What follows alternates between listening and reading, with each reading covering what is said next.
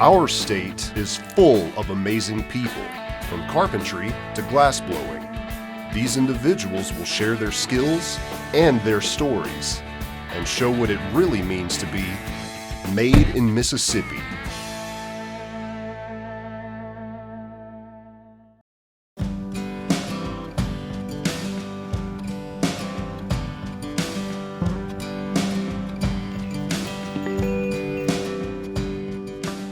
My name's Jeremy Tomley. My family has owned this Christmas tree farm for 100 years. 7 years ago we started blowing glass here and opened Mohawk Steel and Glass. So when customers would come out and pick out a Christmas tree, then they could come inside and blow an ornament or do a date night or just have an experience with their families. 90% of our business is youth. It's you coming in. It's not about the glass we blow, it's about what we're doing together. So that really is a unique business model for most glass shops. Normally the ratio would be backwards. It'd be almost all their work and a little bit of you. But we're really more interested in your story and people coming in and having fun blowing glass. I bring in artists from all over, and I learn from them while you also learn from them. And while I've been blowing glass about 5 years, we're all learning and just enjoying the medium. This molten 2200 degree glass behind me. It's really a great opportunity for people to get in and experience color. They play with, it's physics, it's art history, it's art right now.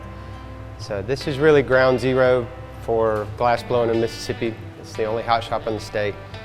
We have people who come from all over and we have a great time in here. How did glass blowing start for me? I had a great friend I went to high school with. His name was Daniel Bell. He and I were in Park City sitting at a bar, drawing on a napkin as a lot of great ideas began, and talking about how to start a glass blowing studio, because he'd went to school to blow glass. I did not. But my thing was, I was making my living as a sculptor. We already had a really cool location. I said, I actually started the business before I knew how to blow glass at all. We bought equipment, I bought all the stuff. I didn't know how to turn it on. I had to hire people to come and teach me. And if you hire enough hippies, they'll show up, and then they start to teach you how to blow glass. And after several years, we had a really cool community of a bunch of people who just wanted to learn. Everybody was sharing either what they learned in school, or some of them were, their dads had been glass blowers. Some of the other folks had learned in New Zealand, so they were coming here just to kind of share what they'd learned. We take workshops, but that's really what's happening now. The coolest part was the humble beginning of moving a glass blowing furnace, that thing behind me, an 800-pound little dragon made in Georgia, into a Mississippi steel shop. This whole room was full of giant pieces of metal, and because of field trips we had to kind of move some of that out. But it was a very humble beginnings. From day one it was a very intimate experience. It was people coming in, just little groups, and experiencing blown glass on the end of a stick, and us almost not even knowing that they shouldn't get involved. We didn't have red tape on the floor that said, don't come here, you don't know how. It was all about, you don't know how, and I just figured out, so come over here and we'll figure this out together, we'll all play. Really what drove me towards glass was I was trying to do a sculpture series. It was called Anthem. It showed at Oddfellows. It's been about 6 or 7 years ago.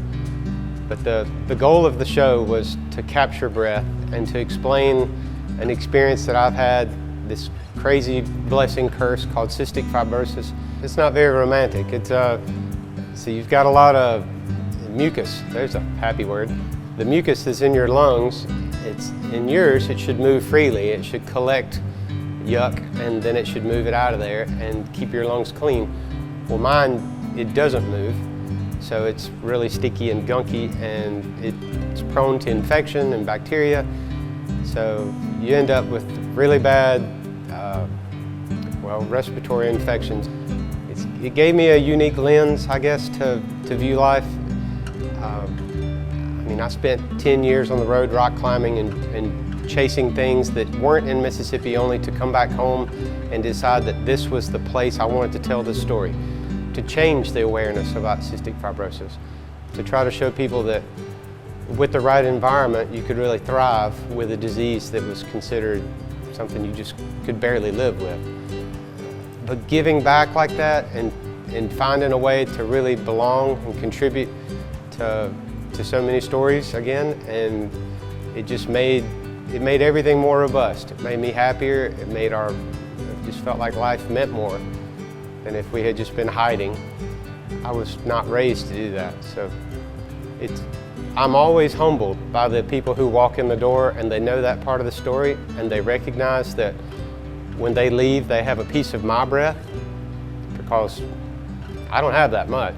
I mean, I've got half as much as a normal person. So trying to find a way to capture that and then give it to somebody else that's really my passion. But the driving force behind this was to share something that I didn't have a lot of. And because it is scarce, to me it is valuable. You only got so much. So I try to share it as much as I can, and we have a great time doing it. So the glass blowing process starts off with a lot of practice. Ideally, you're working with somebody who's made thousands of mistakes, and that means that you can walk in right off the street and having an experience with a 5,000-year-old craft, watching me gather molten glass out of the furnace with a blowpipe, blow and trap air in, that would be your seed bubble. We'll work the glass back and forth to cool it. As you cool certain parts of it, then you blow. The parts you haven't cooled are what begin to grow. So you can kind of chase the bubble around. Think of drinking out of a whiskey glass or a wine glass, and one side is thicker than the other. That would mean wall thickness, or the distribution would be wrong. So there's 1,000 ways to mess up a wine glass. But you want to be able to jump in and not have to experience all those failures, but somehow experience the fun part. And that's really where our people I'll ask them to blow hard, blow soft. They'll pick up color. They'll have opportunities to get very close and sometimes to shape the glass. It really just depends on somebody's ability to assist. So after we make this thing, whatever it is, if it's a pumpkin, it goes in a mold. If it's a wine glass, then it's shaped by hand. We have tools over here that the tools have been the same for 2,000 years. A pair of jacks, for example, the problem's always been the same. How do we disconnect it from the pipe and break it off and then have this thing that we can heat and shape again, or put it in the annealer behind me and cool it off for about 12 hours. So taking glass that's 2,200 degrees and then slowly cooling it is the only reason it doesn't just blow up right in front of you. Because otherwise, the glass will relieve stress to the point where it just cracks and then it's over. When people come in, the thing they're most excited about, the thing that really gives the piece identity that means they did it, is they'll come in and say, I want blue, or I want this to match whatever. Glass color can be a lot like personalities. They all have different ways that they heat up, different ways they expand. So just combining color is a big part of the art in glass, and sometimes it goes really well. Sometimes one will be very stiff and hard to heat up, and the other will expand very quickly. So you're trying to mesh colors that will work well together. The glass that goes into the furnace, it looks like little pieces of ice. It's called cullet. Most of our glass comes from Germany or from New Zealand. So if we run out of glass, we can't just go to Hobby Lobby and get more. We have to order more. Most of it comes from Seattle. It is called frit. It's like little chips of glass. It looks like candy or something. So we'll buy a couple 100 kilos of glass that's colored, and then thousands of pounds of clear, and then melt it all together. Like, as one person comes in, they'll gather color out of the little dish. That's one little thing we'll do with them. You can't mix it all together in the pot, in the furnace, or it would all turn black or brown or whatever. So it feels like you're painting, but your paintbrush is very hot. So this is the Little Dragon glass furnace. It holds 100 pounds of glass. It takes about 7 or 8 hours for it to get up to temperature. When I go in with a glass blowing pipe, I will gather enough glass at first to make an ornament, and then I'll blow and shape. I'll smush it back down if it has to be. It has to be cold before I can go back in and gather more glass. And when I mean cold, I mean 1,000 degrees, so not actually cold. I'll head back into the furnace, gather again, pull out more glass, and take it back to the bench. I have a little funny looking spoon over there. It's called a block. It mimics a potter's hand. You know, if you were throwing a piece of pottery, you could actually touch your medium, but with glass, that'd be a terrible idea. So we'll be rolling the glass and shaping it with this piece of wood. The wood shapes the glass, but it doesn't steal heat away as quickly as the steel top table that we can marver on. To roll the glass across the top of that table, we'll cool it and shape it. It's called marvering. So we'll basically be going back and forth from the furnace to the bench, gathering heat and shaping, and then back to the furnace because you got to heat it back up. You're losing about 50 degrees a second as you leave the furnace, so you're not in a hurry, but there is a pace, a tempo to working with glass. So as you find the pace, the dance, whatever you want to think of it as, you'll see that when someone shows up and they need to figure out how to jump in and be a part of it, the hardest part, or the most crucial part, is matching the pace as the glass cools. So we'll teach them that. We'll teach them how to use the jacks or the tweezers or whatever it is that they're making. If it's a flower, it's a sculpture. If it's a vase or a cup, then it would be a blown piece, so they'd need a blow hose of some kind, some way to introduce air into the pipe and then into the piece. There's a lot of tools that we'll use in here, but they're pretty much all extensions of our hands since you can't touch the medium. So all of those tools on the table are just ways to touch or not touch the steel. If you don't touch it, that's the part that'll expand. If you do touch it, then that'll be the last part to grow. So this is the workhorse that customers use, and this is the machine that we use when I want to blow a big piece of art. So the stakes get higher, it takes longer to work in front of it. Really the fatigue of blowing a 45-minute sculpture, and there's no rewind, there's no put it down and come back. To me, that's what makes it hard, but that's also what makes it so beautiful when it comes out. That's why big glass is more expensive. It's the tools must be bigger, the pipes have to be bigger, the team is bigger, it takes more time. If you and I decided to paint a painting with a paintbrush, it would be awkward for me to try to help you. I could hold one end and you could hold the other. It'd be pretty hard for us to wrap our head around the direction we were going. It's not like that in here. In here, I need somebody to open the door. I need somebody to breathe for me. I've already told you, can't do that well. So whether it's you walking in off the street or my assistant who's in here working with me, or maybe I'm assisting somebody, a team in here is more valuable than anything. So when you introduce people who either know how or who are learning how to blow glass, it's a wild dynamic. It's a place where you really learn who you are. And there's nothing more romantic or beautiful than watching somebody have that discovery of, I know who I am now. I know not necessarily just an artist, but I'm someone who can take charge or let go whenever they have to.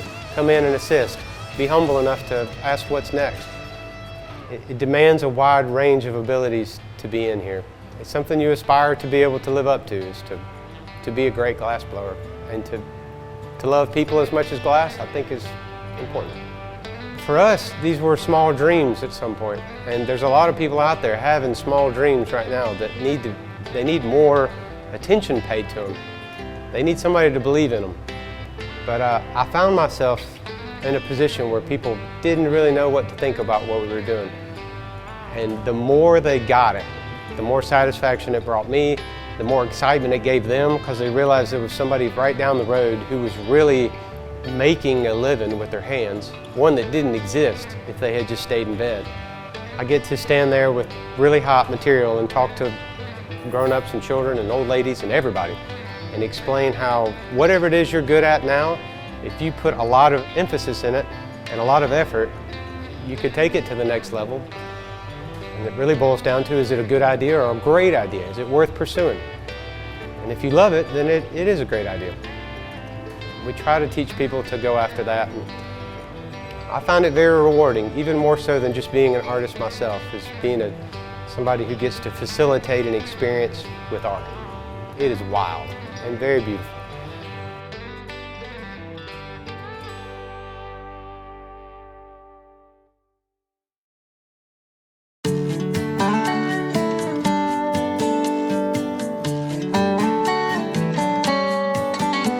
I am Eric Williams, and my full-time job is I teach at Jones College. I'm in the emergency technology or paramedic program. I'm the assistant director there. My hobby, which has grown into a part-time job at times, is woodworking and trying new things, getting out here and just really trying to expand and push the limits of what I can do with not only wood that I bought, but wood that people have sentimental value to. Locally raised here, my parents' house is about 100 yards up the road. As a matter of fact, where my house is at right now was the trailer that we grew up in, and it was right on the same spot. And so definitely feel the connection to the area. Very Mississippi proud, very proud of everything that we have around here. It's just really cool to be able to come out here in my shop and do things that this same place that my dad and my granddad was out here as well. And also my son, he's playing in the same area that I played, and he's out here in my shop working in the same spot, learning how to use the tools. He's 5, so still requires a little supervision, but yeah. I wouldn't trade it for anything being out here.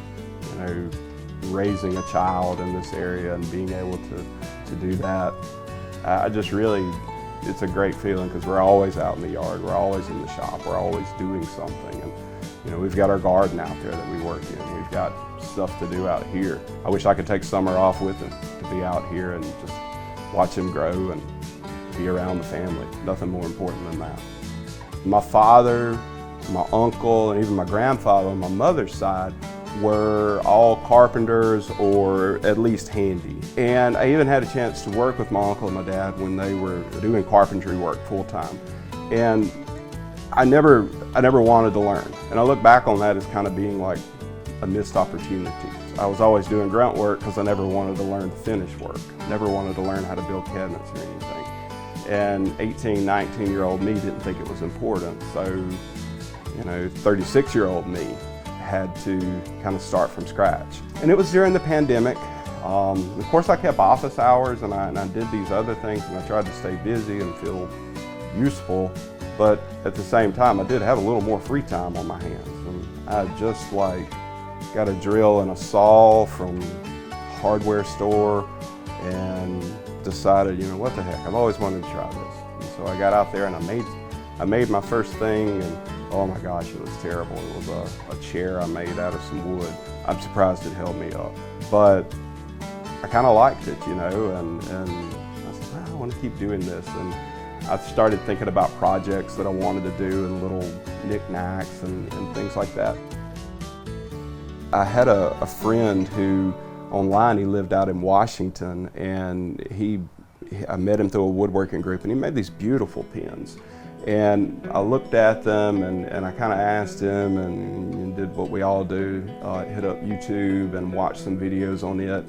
And I was like, man, this is awesome. So I started it. My first pen was awful.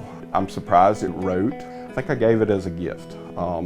But the more I got into it, the more I started experimenting with different types of wood and different things, and then started trying to incorporate resin with it to make some pretty patterns. And then, you know, kind of led into, you know, people would, hey, can you make a pen out of, you know, this tree that used to be in our yard? Or, hey, can you make one out of, you know, this gun stock or something like that? And I'm like, yeah, sure, I can do that. And it sort of took off from there. The funny thing about it, everybody says that,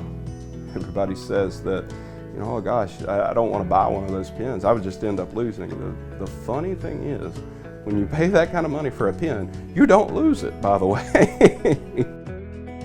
So, starting off with a pen and how to make it, with this piece right here, it depends on the kind that you're going to do. A lot of my more simpler ones, economical, are twist pins, and they'll have 2 different mechanisms on them. But what I've kind of gravitated towards is doing more of the kind of higher end stuff. So for example, like with this piece of wood, there'll be a barrel that goes right here because you got to have all the guts of everything in there, right? And measure it off. And on this particular type of pen, it has a cap to it as well. You'll measure off for the cap, and there's a few little tips and tricks. And then you drill out the center part here, and then place your tube in there, and you get it good and secure, and get everything mounted up onto the lathe. and use the carving knives to make your shapes for it there. You have bushings that go on either end of it, and those bushings are used to help guide it and to show you, what the finished product's going to look like. But once you get it cut and once you get it there, which is actually not as difficult as people may think, once you get it cut and you get the shape that you want there, you do a little bit of fine sanding, a little bit of tune-up on it, and then you put a seal coat on it. If people are going to buy a pen from me, I want it to last them forever, as long as it can. And so I put a good seal coat on it there to protect it and to make sure that it's well taken care of, not going to rot, split, bust, fall apart. And you got a finished product. You just kind of do some with a vise and do some push fitting on the mechanism parts, and you're good to go. So, like the bigger pieces of stuff, I enjoy working with them. Pens are good, but when you've made a couple of hundred of them, you kind of want to do other things. And people ask you to do other things in bigger projects. I'm like anybody else, I'll be scrolling social media and on a random woodworking site, and I'll see like a card flag or something. I'm like, man, that's cool. How did they do that? And I try and figure it out, jump into it, and the first one is usually a trial, but I learn something from it, And I tell people all the time, if you go to the circus and you see a performer juggling plates up in the air, and you're like, man, that's amazing. He is so good at what he does. I promise you, that dude's got a lot of broken plates at home where he was learning to do that. And it's the same way. Everything that I mess up, everything that I do right, I learn from it. And I like to carry that forward. And that's why I'm always looking for the challenge, whether it's a bigger piece or whether it's not. The plaid, the piano board, any kind of thing that just push the limit. I want people to look at it, and particularly the bigger pieces, I want people to look at it and be like, wow, how'd you do that? That's just magic. So one of the things that I want to do today is a cross piece. And kind of the backstory on all of this is that the guy I know, his father is the pastor at First Baptist Church, Moss. And that church was completely destroyed when it took a direct hit from the Easter tornado in 2020. And very tragic there, and they kind of have a personal connection. My aunt and uncle live out that way, and so I can commiserate a little bit with the worry of everybody in the Pine Belt at that time. But anyway, this wood is from a pew that was salvaged there. And the original purpose, he wanted to have a high-end pen made from the wood from the church pew that was salvaged after the storm to give to his father, and also one to a deacon there. But what I found out, just kind of trying to get the backstory, is they've been rebuilding for the last 2 years, and they're almost done with it. And so I don't want to say I tricked him, but I made sure that I got enough wood so that I could do a cross piece for them as a surprise, and as something, just kind of my gift to them and the resiliency that they had. Doing stuff and making the cross, I use what we call a scroll saw. And the scroll saw is a phenomenal tool. Basically, it has a little wire that's here that has some saw teeth, and there's different gauges for them and everything as well. Sometimes I'll use a pattern, sometimes I'll freehand trace. This is a two-part piece there, and it gives it some good depth and some good shadow to it there. But once I do get the base pattern in, I'm able to kind of look at it a little more and see where I think there needs to be more detail, or like, on the computer it looked like I needed this part, but I don't. Over here, let's flesh this out a little more to really give some good depth. So, but it usually starts off with a base pattern once you sit down with the saw, but typically it'll end up with a lot of freehand work to it. So once it gets cut out and everything, usually there'll be a process of sanding on it there, and trying to take down some harsh edges. It usually has some little burly-whirlies on the end of it there that I'll need to either sand off or torch them off of there. And then for this particular piece, I'm going to take, and I have a backer piece that I'm going to put it to for the shadow. And This one, just going to use an adhesive there, holding it together, and whether it's just going to, I'll have to kind of see when I get done whether it's going to be something that hangs up or just kind of sits on a table or something like that. And it just depends on what the client wants or what I'm feeling at the time. Sometimes I'll do a frame around them as well. Just depends on how ornate they want to be with their product. People could go in the dollar store and buy a pack of Bic pens for $1 and write. Now, they don't write as good as mine, but people purchase things, whether it's pens, whether it's a custom piece, a design that they had in mind, like a dice box or something. They do it because they want the handcrafted part of it.